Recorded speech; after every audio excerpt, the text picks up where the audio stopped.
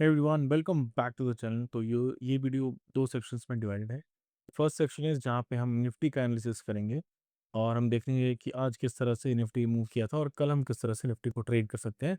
और जो second section है वहाँ पे हम स्विंग ट्रेडिंग के रिलेटेड एनालिसिस करेंगे कि किस तरह से हमारा पोर्टफोलियो अभी दिख रहा है, कौन कौन से स्टॉक्स हमारे पोर्टफोलियो में फिलहाल है और कौन कौन से स्टॉक्स आगे जाने में हो सकता है कल या मंडे को मैं ऐड करने वाला हूँ। चलिए आगे बढ़ते हैं इस वीडियो में। अगर आप निफ्टी को देखें सबसे पहले, तो निफ्टी में कल हमने डिस्कस किया था कि यहाँ से अगर ये प्रीवियस हाई जो है विच वाज अराउंड ये अराउंड 160-170, लेकिन यहाँ का जो हाई था वो अराउंड 70-80 के आसपास। ये जो हाई था अराउंड 24,070 को जब ये क्रॉस करेगा तब यहाँ पे हम एक बाई लेंगे यहाँ पे। और यहाँ पे हमारा एक्सपेक्टेशन था कि 100 पॉइंट्स यहाँ पे मूव करेगा, तो अराउंड 170-180 तक ये मूव करेगा। तो वो मूव हमें देखने को मिला, इवन दो कैप अप खुला। कैप अप खुलने के बाद कंटिन्यूसली ये मूव किया, लेकिन प्रॉब्लम कब आई, जब यहाँ पे सेकंड हाफ 12 बजे के बाद आप देखो यहाँ पे 250-260 के आसपास निफ्टी ट्रेड कर रहा था और वहां से धीरे धीरे करके मार्केट जहाँ पे खुला था ऑलमोस्ट उसके आसपास से आ गया, उससे नीचे ही आ गया, और कल जहाँ पे क्लोज हुआ था ऑलमोस्ट उसके आसपास आ गया।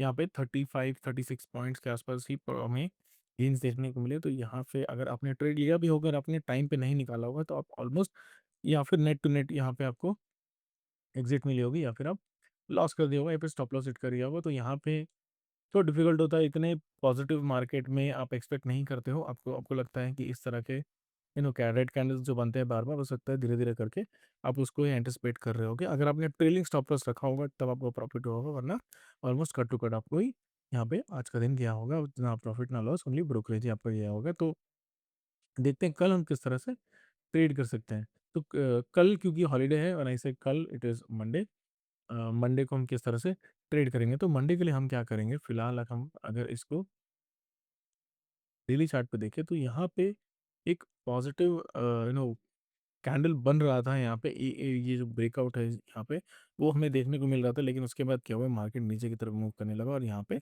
सारा जो गेम है वही खराब हो गया, और जितना भी हमारा प्रॉफिट था, मेरा भी जितना प्रॉफिट था सारा लूज कर दिया मैंने। जो वापस स्टॉप लॉस था वो हिट कर गया। तो दैट इज़ फाइन, कभी कभी इस तरह का होता है। लेकिन मंडे को हम क्या करेंगे, मंडे को हम मार्केट को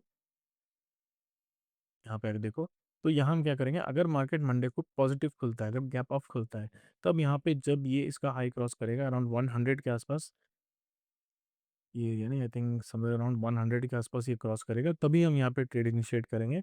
अगर गैप अप खुलता है, लेट मी क्लियर एवरीथिंग यहाँ पे ताकि अच्छे से समझ में। हाँ, तो हम लेंगे 100 का यहाँ पे रेजिस्टेंस। तो 100 के आसपास अगर मार्केट गैप अप खुलता है, 100 के ऊपर भी खुलता है कहीं पे, तो यहाँ पे हम बाई का देखेंगे। अगर मार्केट गैप अप खुलता है किसी भी केस में, अगर मार्केट गैप डाउन खुलता है या फ्लाइट खुलता है, तब यहाँ पे हमें वेट एंड वॉच करना होगा कि किस तरह से मार्केट मूव करेगा।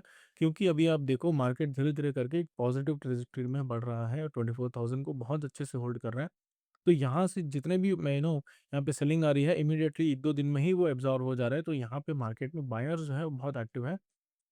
या तो मार्केट यहाँ पे कंटिन्यूसली साइडवेज होगा और 24,000 के 500 ऊपर और 500 नीचे, या 25,000 या 24,000 और 23, तो इसके आसपास ही घूमते रहेगा अगले कुछ मंथ से, और उसके बाद ब्रेकआउट मिलेगा या फिर इमीडिएटली ब्रेकआउट मिलेगा। तो यहाँ पे जो पाथ है वो क्लियर नहीं है। अगर आप देखो यहाँ पे डेली चार्ट पे, तो मार्केट इस एरिया में बहुत दिन से घूम रहा था, मार्केट पुल बैक ले रहा है फिर ऊपर आ रहा है, लेकिन इसी एरिया में घूम रहा है ऑलमोस्ट। अगर आप देखो 10th ऑफ अप्रैल को मार्केट में रिकवरी आ गई थी और वहाँ से मार्केट धीरे-धीरे स्ट्रगल कर रहा है, मार्केट नीचे जा रहा है, फिर ऊपर की तरफ आ जा रहा है। तो ये साइडवेज़ जो ट्रेड है वो कंटीन्यूअसली देखने को मिल रहा है। यहाँ पे इस तरह का एक चैनल भी बना, वो भी ब्रेकआउट हुआ, लेकिन यहाँ पे आप देखो यहाँ पे कोई अच्छा ब्रेकआउट और एग्रेसिव ब्रेकआउट में देखने को नहीं मिल रहा है मार्केट में। तो यहाँ से अगर मार्केट इस तरह से ऊपर की तरफ निकलना शुरू करता है, तो यहाँ पे एक रेजिस्टेंस लेगा और उसके बाद ये ऊपर की तरफ निकल जाएगा। ऑलमोस्ट इस एरिया जो है, इस एरिया के आसपास आ जाएगा, विच इज़ अराउंड 25,000 26,000 के आसपास, और यहाँ पे ऑल टाइम हाई से ज़्यादा दूर नहीं होगा। फिर वहाँ पे धीरे-धीरे करके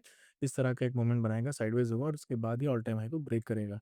लेकिन फिलहाल अगर आप देखो ये फ्यूचर में है, तो थोड़ा टाइम लगेगा इसमें, it is not imminent. But Monday के दिन हम क्या करेंगे, क्योंकि this is how the outlook looks, यहाँ पे हम बहुत ज़्यादा पॉजिटिव नहीं होंगे, हम धीरे-धीरे करके मार्केट को थोड़ा टाइम देंगे। तो यहाँ पे अगर कैप अप भी खुलता है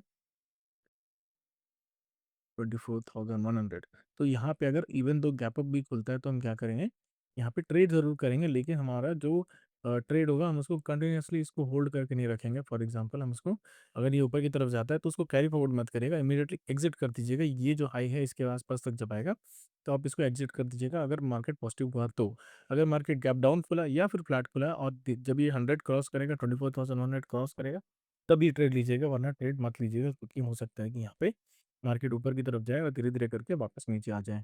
तो यहाँ पे गैप डाउन और फ्लैट खुलता है तो मैं मोस्टली ट्रेड नहीं करूँगा। अगर फ्लैट या गैप डाउन खुलने के बाद मार्केट नीचे जाता है, एक पुल बैक लेता है और उसके बाद फिर से इसको ब्रेक करते हुए नीचे की तरफ जाता है, तब इस केस में मैं एक ट्रेड लूँगा, वरना यहाँ पे ट्रेड मैं मंडे के दिन अवॉइड करूँगा। तो अब देखते हैं हमारा स्विंग ट्रेडिंग पोर्टफोलियो किस तरह से दिख रहा है। अगर आप यहाँ पे देखो, तो यहाँ पे बहुत सारे स्टॉक है। Let me refresh. बहुत सारे स्टॉक है जो फिलहाल नेगेटिव में है। देखो 1, 2, 3, 4 स्टॉक नेगेटिव में है। आज का दिन आप देखो, आज के दिन में बहुत सारे स्टॉक पॉजिटिव में थे इनिशियली और फिर वो नेगेटिव पे मूव कर गए। आई थिंक, और देखो धीरे-धीरे करके एक भी स्टॉक यहाँ पे मोर देन 1% प्रॉफिट नहीं है, कुछ तो बेयरली प्रॉफिट में है यहाँ पे, which is like grow बेयरली profit में है, and Hexaware technologies rarely 0.08%, 0.05% profit में है। एक स्टॉक जो मुझे अभी फिलहाल थोड़ा रिस्की लग रहा है वो है इंडसइंड बैंक। इंडसइंड बैंक बहुत ही लो पे गया था और फिर वहाँ से रिकवर किया और फिर यहाँ से जब ये लो पर जाएगा तो ये सर्वाइव नहीं करेगा और यहाँ से निकल जाएगा। तो ये मुझे थोड़ा प्राइसी लग रहा है। बाकी सारे स्टॉक्स इट्स ओके। यहाँ पे अगर स्टॉप लॉस हिट भी होता है तो इट इज़ फाइन।